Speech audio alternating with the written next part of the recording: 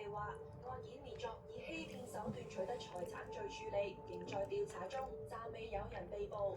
想幫其他嘅受害人發聲嘅話咧，不妨加入我哋嘅團隊，我哋一齊去發掘社會嘅奇人奇事。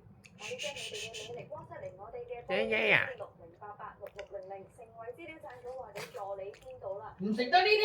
大家嘅加入，聽日再同大家東張西望，拜拜。拜拜。北上深圳揾影樓影靚相標價299，點知埋單焗住要俾5萬蚊。4個人望住我，咁佢話我想去一去洗手間，佢先係求救啦。個經理咧就叫嗰個化妝師咧翹住佢隻手去喎，跟住我係完全冇晒自由咯。留意東張西望，北上私影劉惡龍。係啊，呢啲都好啊。